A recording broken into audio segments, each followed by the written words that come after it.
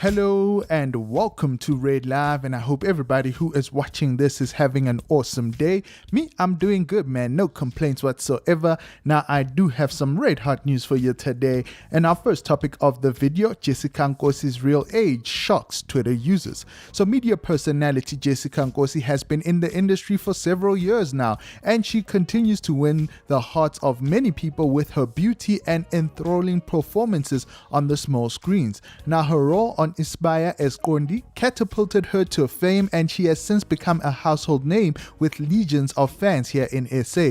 Now, since then, Jessica has never looked back and has enjoyed significant success in the entertainment industry. It is unbelievable that only a few years ago the actress was a newcomer in the industry, but now she's an ambassador for a number of prominent brands, including Clinique and GH Mom. She is not only a force to be reckoned with in the industry, she is also the mother of a beautiful daughter. Now, yesterday, Jessica Nkosi celebrated her 32nd birthday. So definitely happy belated birthday to Jessica Nkosi. But it was her age that sparked a heated discussion on social media. Social media users seem to be left in shock when they learned that Jessica Nkosi is only 32 years old. Now, the confessions and disbelief stems from their perception that the actress was actually a lot older than what she really is. So taking a look at some of the comments on social media, one user wrote 32 awa ngeke. Another user wrote, I thought she was in her late 40s. Late 40s, really? Alright, moving right along. Another user wrote 32, Ganti these celeb ages keep reducing and reducing. I'm sure a lot of us have heard about soccer age. Well, I suppose there might be an actress age. But yeah, again, definitely happy belated birthday to Jessica Nkosi. And also do get in the comment section down below and let me know, are you guys actually shocked by this particular number? Does she look 32? Does she look younger, older, whatever the case may be? Now, before we move on to the next topic, please do me a huge favor. If you do enjoy the content here on Red Live, do give this video a huge thumbs up. It does help out a lot. And also, if you are new to the channel and haven't subscribed, do hit that red subscribe button and hit the bell notification to be notified of future uploads. Our next topic, Londi London on why her husband was skeptical of her joining the Real Housewives of Durban. So singer Londi London shocked fans after she was unveiled as one of the 3 new wives joining the cast of the Real Housewives of Durban. And she has admitted that it came as a surprise for her husband, who is businessman nkosi. Now, according to the papers, Londi actually spoke to them, and she is quoted as saying, my husband is not a person that likes to be in the public eye. We are the total opposite. So he was a bit skeptical, of course, but he was like, okay, I think it's a great opportunity for you. I know that he's a bit uncomfortable with being on camera, but he's happy about it. Now, according to the reports, Londi is actually going to be bringing her husband, their son, and her mother on the reality show. And they will all form part of her running narrative on the reality show of her being a businesswoman, a wife, mother, and a daughter. She goes on to say in the article, putting my personal life out there was the most challenging part for me. My child is going to be on television as well, and I haven't even posted his face on social media. At first, I was like, do I really want to do this? But I was like, okay, for once, let me just tell my story, rather than letting others do it. So yes, after keeping off the public radar for a while without releasing any music or striding into business ventures, Londi said that the reality show will be a great platform for her to showcase the evolution of her brand. She goes on to say, since I've become a wife and a mother, I thought it would be a great idea for the public to see how I'm rebranding myself. People know me as the sexy singer, but they don't really know my personality and what I am about outside the entertainment industry. So when I got the opportunity to be one of the housewives, I thought it was a great way for me to connect with a new audience. Yes, please put up your hands in the comment section down below for those that remember Londi London as a sexy singer. Because clearly there's going to be a transition. But moving right along, Londi London actually spoke of her first time experience in filming her life while getting to know the other cast members of the show. Londi said that she had a tough start with Nonku Williams, who was making a return from the first season, but easily got along with Jojo Robinson. She is quoted as saying, when the show was starting and we were all still shooting episode 1 and 2, there were awkward moments here and there, but I wouldn't say we didn't gel. Nonku and I had a bit of a rough start, but we're good now. Jojo Robinson and I are the new girls, and with our personalities, we are very similar. Look, I'm not embarrassed enough to admit that I did watch The Real Housewives of Durban the first season, so I'm definitely looking forward to the second season. And according to Londi London, she says that fans can expect sassiness, fashion, and fun from her as she gives us a front row seat to her life through the reality show. Our next topic, Emtee explains why he thinks that kids aren't inspired by hip-hop anymore. So rapper Emtee has listed a few things that he believes have turned kids away from rap and hip-hop music. Now Emtee said that the genre has been turned into a joke and that people who spread doom about it have done more harm than good. Now of course the question that I'd assume is on many people's lips is hip-hop dead? Well, it seems like rapper Emtee has taken to social media to answer that question. So all of this started when a user wrote, "Do we still have hip-hop sessions and cyphers in the hood?" To which Emtee came through and replied, "Nah, they made SA hip-hop a joke so kids aren't inspired anymore. They're scared to rap because of labels, society, culture vultures who claim there's no future in hip-hop." Now, of course, this particular comment from Emtee sparked a whole debate in its own. And I suppose do get in the comment section down below and let me know what you guys think about Emtee's comment over there. Because for me personally, it's been a while since I was excited about a hip hop artist. I mean, Blackie came through. I was excited about that. We also had Big Zulu, but Big Zulu's been a while now.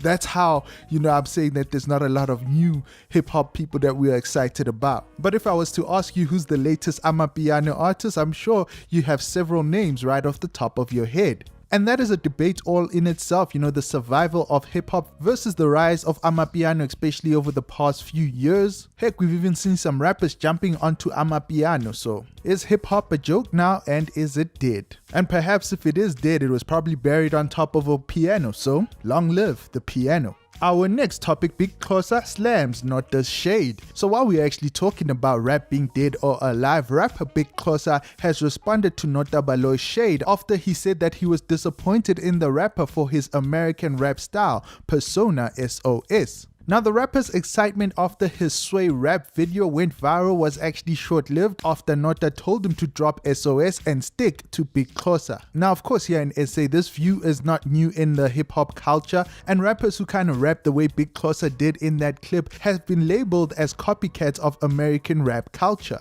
Now it seems like Big Xhosa did not take kindly to Nota's tweet, which has since been deleted, but as you can see over there he does reply to it, and Big Xhosa wrote, "Nota, you think you know everything, and what you don't like is that you can't control me. You got my number but chose to say this bullshit publicly, tells me you don't even give a fuck about me but yourself and self-praise. I'm gonna prove you wrong, highly disappointed in you." Now like I said, tweets have been deleted, but there is one tweet under there from Nota that reads, "You are not special. I'm not your dad. You asked a question on Twitter and I answered. I told you this personally. I reached out when no one would touch you with a 10-foot pole. I called Ifani, asked him to co-sign you. I'm glad I didn't invest too much. I knew you'd be ungrateful." Now apart from that, there's also other tweets from Big Xhosa, and I suppose Nota's tweets have also been deleted here as well. Big Xhosa wrote, "Well Nota, keeping Big Xhosa has been career suicide for me, I won't lie.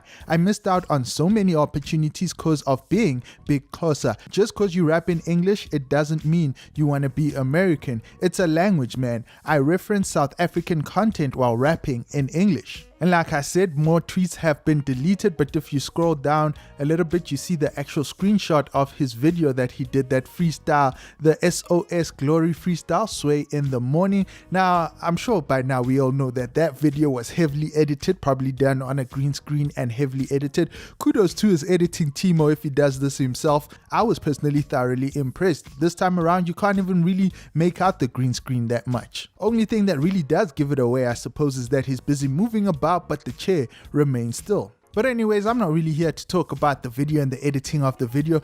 I personally love the freestyle, but taking a look at what Nota actually wrote in reply to that particular screenshot from the video, it's doing very well. At the time of me recording this video, it's actually number 3 on trending. But yeah, Nota replied, "A big joke got views, but no one takes him seriously. No one wants to collaborate. Big Xhosa is just a social media fad. That's what happens when you don't listen. I advised the kid many times, but he knows better. He must build himself a house," with the screenshot of him trending, #1. Now another user came through and wrote, influencers are hyping him and he thinks he's made it. Dololo money, no endorsements. I'm a big fan of Big Xhosa, but needs to take his music career serious. Which is harsh, but you know what, I somewhat agree with that, to which Nota actually came through and replied and wrote, it's the kids he records with in studio who got to his head. Dude was trending for dissing rappers, then thought he won when none of them responded. They just ignored him to death. Now he's making deep fake videos on Sway and thinks we won't assume he's a clown. What a joke. Look, we did a video about Big Xhosa on that Sway video. Personally, I liked it. I thought it was very creative of him. The bars that he drops on there as well. I don't think anyone is wrong or right, but I think, perhaps maybe it is time that he takes this Big Xhosa, SOS, whatever he wants to call himself, a little bit more seriously. But to get back to the question or the debate that actually started this whole thing, should he maintain the Big Xhosa character or should he maintain the SOS character and rap in English? So it's basically rap in Xhosa or rap in English. I'm just wondering, can he not find a way to marry both and do both? But then again, I'm not a musician, so what would I know? Our next topic, Emtee Ranaka responds to her Metro FM suspension. It is only the first month of 2022 and Emtee Ranaka has already had a very eventful year. Now by now I'm sure we all know that after she participated in that viral hashtag Umlando challenge that's been trending on TikTok and social media, she found herself in trouble as she was suspended from her radio job on Metro FM. Now as news of Emtee Ranaka's reported suspension hit social media, it does seem it took social media by storm. It attracted other celebrities as well to come forward and weigh in on the matter. First, it was Pearl Thusi who stood by Emtee, saying that she too had experienced toxicity while she worked at Metro FM and it was terrible for her self-esteem. She wished Emtee well and hoped that she was handling it okay. Thando Tabete also came forth to show her solidarity, although her methods were a little bit more unconventional. But yeah, I suppose as seeing how Emtee was suspended from dancing on top of the executive studio furniture,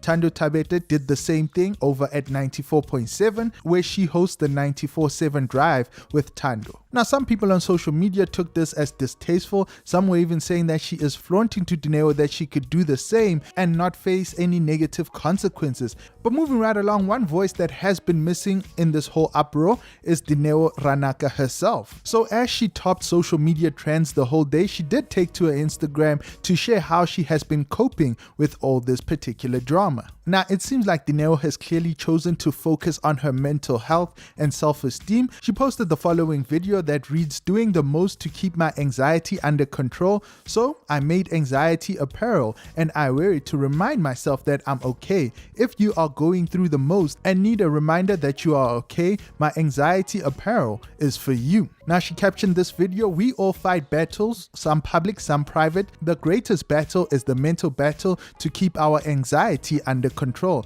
Not many win this battle, but many try. I created something. It's just tees and sweaters, but when I wear them, I feel reminded to breathe and calm my anxiety so it stays under control. To everyone going through the most, it's possible to keep your anxiety under control. You'll be okay. I'll be okay. We'll all be okay. So yes, ladies and gentlemen, get yourself an anxiety shirt and you'll be okay. But yeah, that is the end of the news. Now, if you did enjoy the video, please do me a huge favor. Share it with your family, your friends, and your enemies. Confuse the hell out of everybody. And as always, thanks for watching. Don't forget to subscribe to Ray Live if you haven't, and binge watch my previous videos.